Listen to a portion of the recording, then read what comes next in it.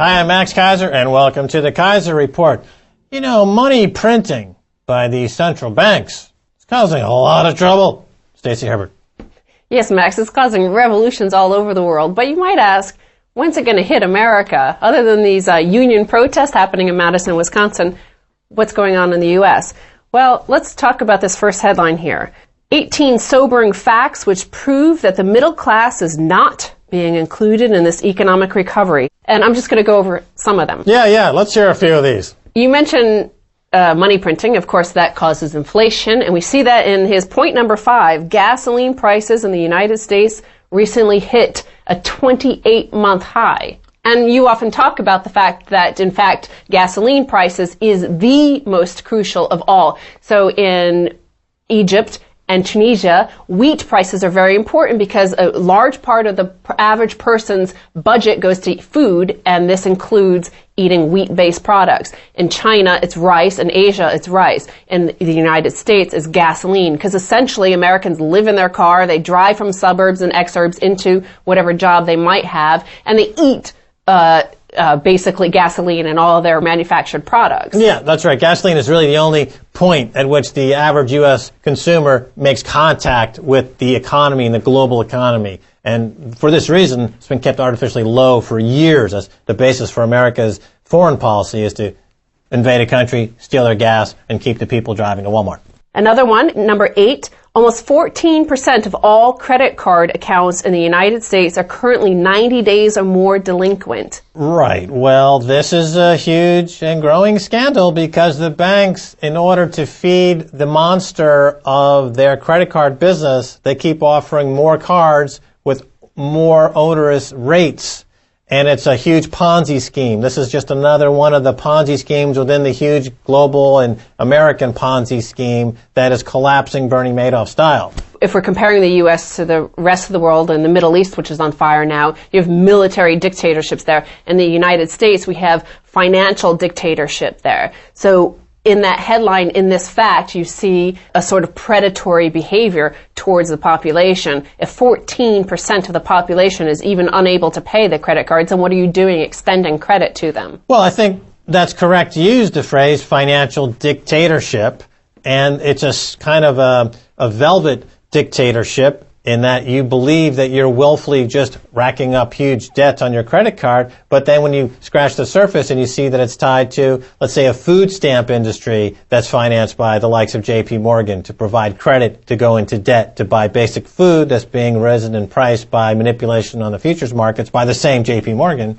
you understand that it's a dictator who's really eviscerating, to use your word, or to disenfranchise the average person in a way that it's hard for them to notice. It's not about a gun to their head. It's about just quietly bankrupting them. Let's go to point number 10. Americans now owe more than $890 billion on student loans, which is even more than they owe on credit cards. So here is this real attack on the young generation, which is what you see going on in the Middle East. These are the young rising up against the middle-aged and older people who control this, the military oligarchies there. In the United States, we have these financial oligarchies, and the youth are the ones that have been bludgeoned more than any other.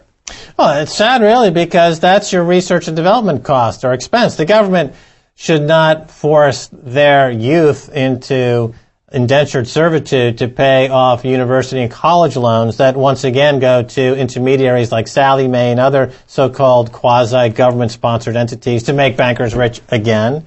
The government should want to increase educational standards, increase the brain trust of America so that America can compete.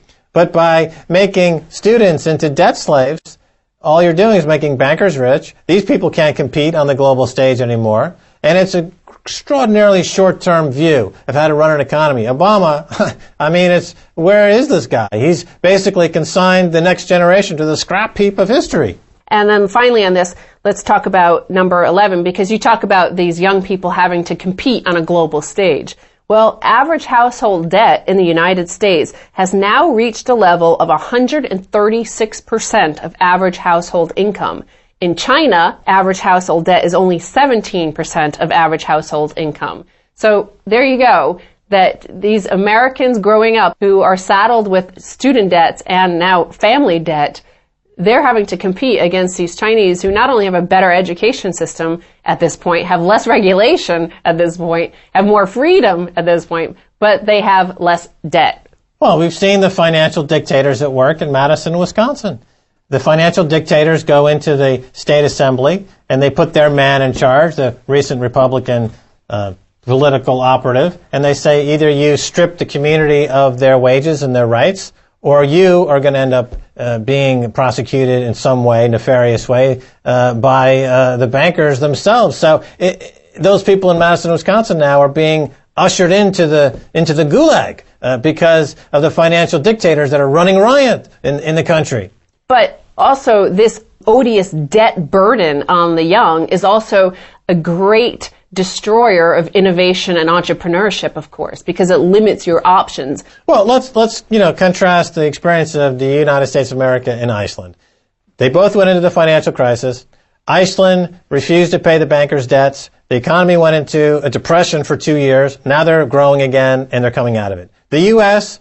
did the opposite. They mollycoddled the banks. They bailed out the banks. They left their population out to dry, and now they're still in a depression, and they're not going to come out of it. No. And you bring up Madison, Wisconsin, where the union members are being attacked by the Governor Walker. Now, this brings me to a next headline showing the decimation of the American middle class. The 401k generation is beginning to retire, and it isn't a pretty sight. Now, the important thing is this chart, and this is from the Wall Street Journal. You see there's a gap of $30,392 per year for Americans who are retiring on 401ks. And the gap is only $3,982 per year for those Americans who have pensions. Workers who have rights are not suffering so badly as those who are, free, independent operators in the private market, where we were told in the 1980s when we were all put onto these 401k reservations that this was the answer to have independence and take control of your own future. Well, apparently it's not turned out so well. Well, it's much worse, actually, because there's two underlying fundamental flaws in the assumptions. Number one, that the current 401k plans are estimating that they can achieve 4, 5, 6% return on passive investments like bond investments. That's now no longer possible and won't be possible as the economy in the globe continues to collapse. And number two, of course, this is all priced in U.S. dollars. As the U.S. dollar is collapsing, of course, the price of imports and the price of gas and energy, as we've been talking about, is going higher. So these retirement accounts, as bad as they are, it's much worse. Yeah, and finally on that, they do recommend in the article that Americans are told to put 9% in their 401ks, but because the stock market collapse and the banker theft, that they're saying now, you should put 15%. Let us steal more of it. One way to protect yourself from these banking shenanigans, of course, is gold, and we referred to the global stage where we're having to compete against Chinese. A Chinese gold standard? ? China's grab for gold is accelerating at a rapid pace, and it's raising questions about the country's ultimate intentions. China consumed 175.2 tons of gold in the fourth quarter of 2010, bringing its grand total for the year to 579.5 tons. That's a lot of gold. The U.S. in comparison consumed only 233.3 tons. Oh, we know what their intentions are. The government has said they want to buy another 56,000 tons of gold. And that's why I think they're making these strategic investments in Europe, because they want to be paid back in gold bullion. Europe's got 11,000 tons of gold. And that's why they're buying things like GLD, which is the exchange-traded fund in the New York Stock Exchange for large institutional players. You can take delivery in physical gold bullion, so it's another way to increase their gold position. Of course, they're going to go to a gold-backed currency. This will force other countries to do the same, but it'll first increase the capital flow into the Chinese economy while simultaneously devaluing against the dollar, because they do have less than there is in Fort Knox. So they hold all the cards over there in China. They're running the show. But the propagandists here for the financial dictators are telling you, don't worry, Number one, first of all, the IMF, the capo de capo of these financial oligarchs, technically a full gold standard isn't an option for China, they say. Under the IMF's First Amendment to Article 4 of Agreement, ratified in 1978, participating countries are not allowed to peg their currency to gold. And then John Nadler from Kitco.com, the apologist for paper bugs, he also argues that China loves growth too much to switch to a gold standard. They would have to forget about 8% growth, he says. Well, first of all, IMF people, listen to me, IMF. Pull closer into the screen. Let me explain. What about these two words don't you understand? Currency, war. What don't you understand about that? In other words, we're in a currency war. There is no law. There is no rule. It's the fog of currency war. China is not playing by the rules. They haven't been playing by the rules for 30 years. They're not going to start playing by your rules. That's ridiculous. And of course, this idea that a gold standard thwarts innovation is dead wrong. Of course, entrepreneurialism loves to have a barrier in which to entrepreneurially leap above. That's what makes the old saying that necessity is the mother of invention. When you have all of your engineers going from MIT and Stanford into Wall Street to create financial derivatives and to financially engineer new products, all that has resulted is a surfeit of trillions of dollars worth of paper and has stifled innovation. Paper currency stifles innovation. A gold-backed currency would increase innovation as it had done for hundreds of years leading up to the 1971 period when the world went on a pure paper fiat currency standard and you all had the relative valuations and the great fandango post-Nixon disco era of Shimama, Shawuwa trading like you do on the disco floor. What's happening? I can't dance on this show? All right, continue. Well, I might say finally, Max, that China is the world's biggest producer of fake goods. So if they're getting out of fake currencies and buying gold, I would say you should too. All right, well, that's all the time we have for right now. Stacey Herbert, thanks again for being on the Kaiser Report. Thank you, Max. All right, now, don't go away. When I come back, I'll be talking with a fella here on this show about gold and bonds, so don't go away.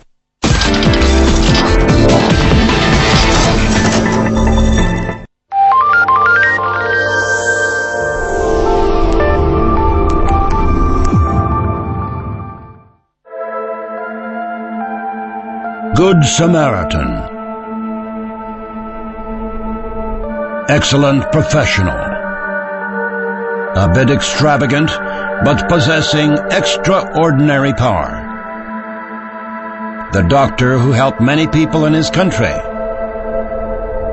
The political criminal responsible for thousands of deaths. Was it an attempt to repent, or just to escape a fair trial? The Other Life of Radovan Karadzic on RT. Hungry for the full story? We've got it firsthand. The biggest issues get a human voice, face to face with the newsmakers on RT. The Close-Up team has been to the Udmurtian Republic, the center of Russian defense production. Now RT heads to central Russia, where handicrafts have become an industry, where the harsh winter makes sport even more enjoyable, and where everyone can train to be a stuntman. Welcome to the Yaroslavl region. Russia Close Up on RT.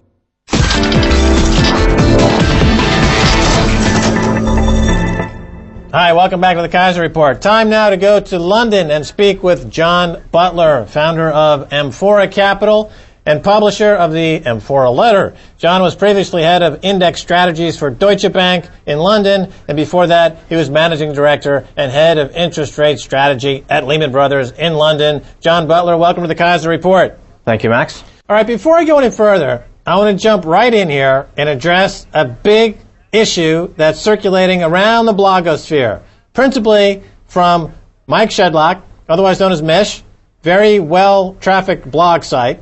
He says that the Fed cannot control the long rate. They can only control the short rate. But having seen your presentation in London recently, that's not true, is it? Talk to us about this. Well, to be fair to Mish, I'm somewhat familiar with his arguments. And I think that it's important whenever you talk about something happening in financial markets that you have some concept of time horizon. And I think as a general rule, he qualifies that view by pointing out that they can do practically whatever they want in the short term, but in the long term, there's no way it can work. And so there's maybe a little bit of subtlety in the argument. But my version of this is that even in the short term, where people do accept perhaps central banks have more influence, that influence in longer maturities out the yield curve is in fact far stronger than most people think it is, in part because the lower interest rates become, the more long rates become correlated with short rates.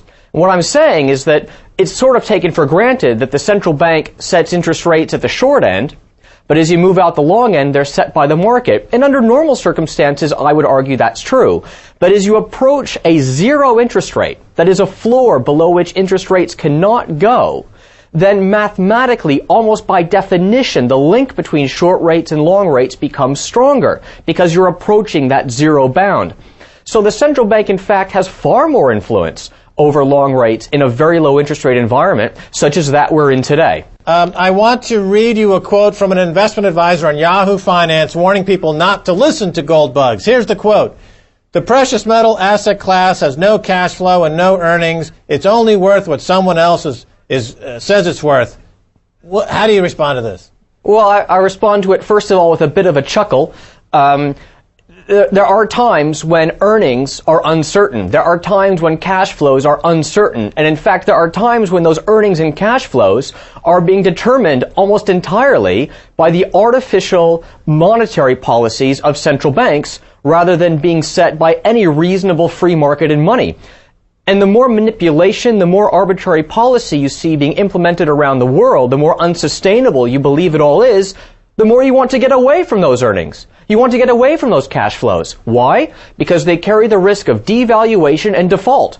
If you don't want to take the risk of devaluation and default, you need to look elsewhere. Historically, gold is that elsewhere, as are certain other real assets. So people who are still looking at cash flow analysis, when the cash flows are basically being determined arbitrarily by a central bank, well, they need to really trust that that central bank knows what it's doing, and that it really is doing what it says it's doing, which is to preserve price stability.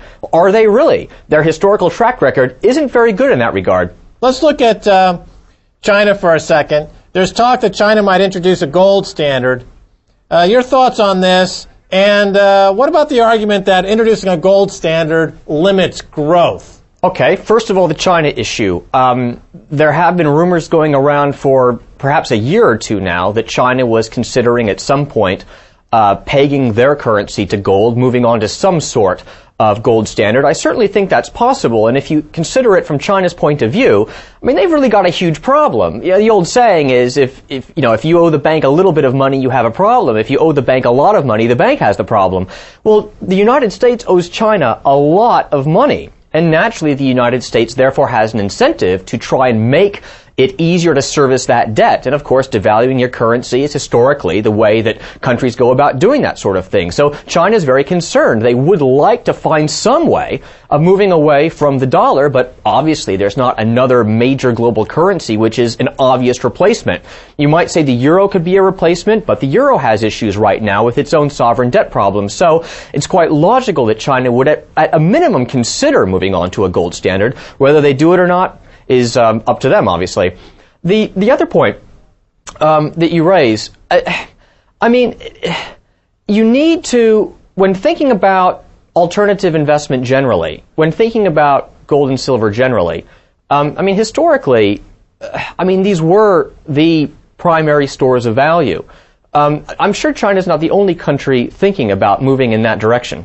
Well, you know, this idea, the comment was, does introducing a gold standard limit growth? And this is something that you hear all the time. But, you know, innovation or... But I mean... Yeah, let me just finish this. You know, the idea of having a gold standard, of course, would force entrepreneurs to innovate. And innovation creates jobs, and jobs create growth. What we've had in the last 10 or 15, 20 years is all the innovation, all the engineers have left MIT and Stanford and gone to Wall Street to create financial innovation, which has created lots of paper, and America's competitiveness has dropped like a stone. So you can't. That argument doesn't hold water. It doesn't even make any sense. So a gold standard wouldn't limit growth. In fact, it would foster growth. It would be the one thing that would create jobs and growth would be to make the rules fixed so that entrepreneurs knew what they were what game they were playing at. But let's move on to something that you've been talking about in a recent newsletter. John Butler, you say that developed world stock market valuations have reached levels normally associated with major asset bubbles. Okay, so forget about gold being in a bubble, because clearly we can talk about why it's not in a bubble. I want to talk about why stock markets are in a bubble. So let's talk a little bit about that, John Butler. Talk about stock markets and how they've reached stretched valuations. Well, I think you simply have an inordinate amount of stimulus of various kinds that have been thrown at the global economy. And as I mentioned earlier, bond yields are in theory determined by the market, but in a very low interest rate environment, in fact, central banks have a lot more control over the whole yield curve, and they can bring yields down to levels which really just don't offer investors much in the way of an acceptable return. So not only do investors consider alternative assets such as gold, but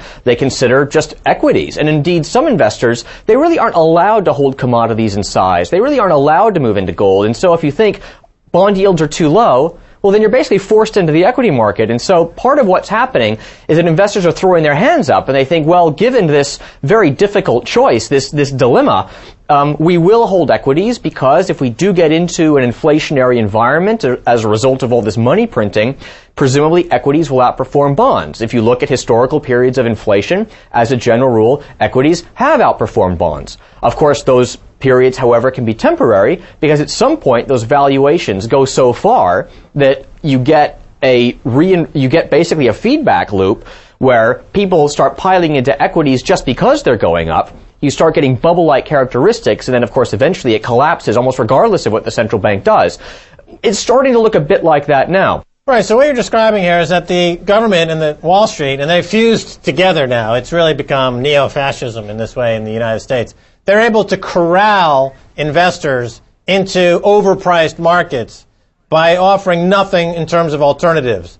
So people go into the stock market looking for a 2 or 3% yield on a blue chip, quote unquote, S&P stock, and they're buying these at absolute stretched valuations, only to have the rug pulled out from underneath them once again, as we've happened so many times in the past. And you mentioned the dot-com bubble, and we don't see evidence of the dot-com bubble. However, we do see evidence of an incredible bubble in these unlisted dot-com-esque stocks like Facebook and Zynga. Facebook getting a $50 billion valuation from Goldman Sachs. It's not a publicly traded company. It's a privately traded company. They broke the law in allowing more than the regulated number of people to invest in this. Of course, Goldman Sachs is above the law. They're doing God's work. But the valuations on those private companies are in the many tens of billions of dollars now. So we are seeing actually a stealth NASDAQ bubble. And what I'm hearing, John Butler, is you think that these valuations have reached the maximum point and would not be uncharacteristic for another big collapse coming for these stocks.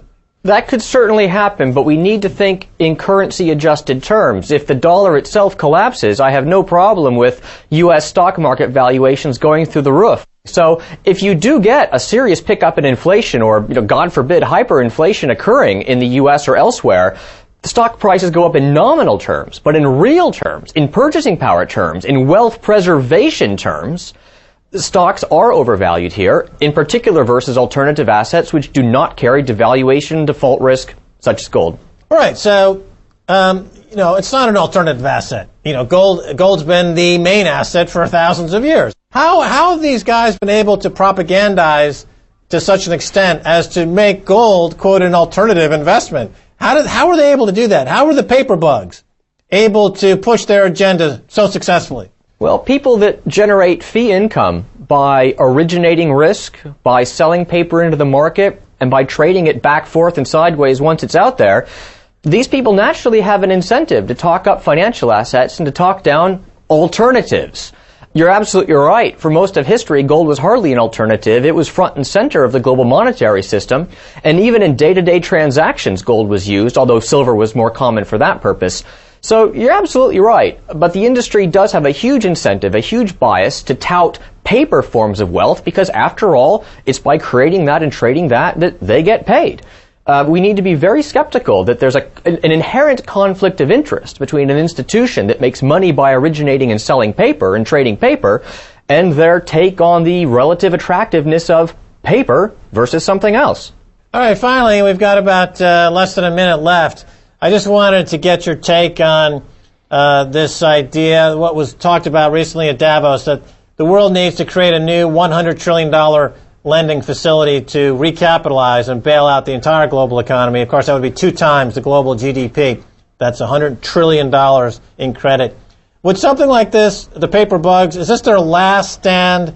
Is this that? And basically, could it succeed, or is that just basically fanciful talk, and we shouldn't even take that as ever possibly going to succeed because it's completely nonsensical? John Butler. Well, you can't put it past them. I mean, the fact is that history is littered with examples of policymakers doing increasingly desperate things when, in fact, those things are increasingly counterproductive. I think the evidence is increasingly clear when you see out-of-control food price inflation around the world to the extent that it's toppling one government after another.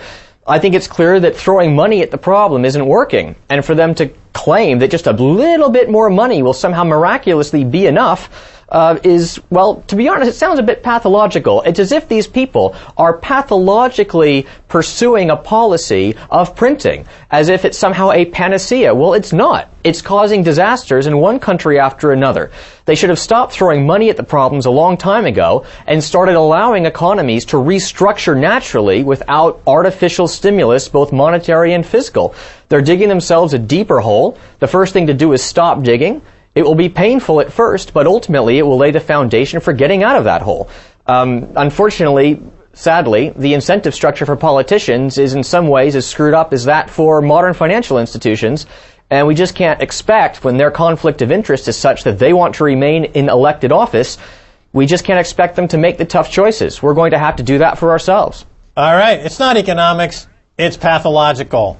I agree with you. John Butler, thanks so much for being on the Kaiser Report. Thank you, Max. All right, and that's going to do it for this edition of the Kaiser Report with me, Max Kaiser, and Stacey Herbert. I want to thank my guest, John Butler, CEO of Amphora Capital. If you want to send me an email, please do so at kaiserreport@rttv.ru. Until next time, this is Max Kaiser saying bye, y'all.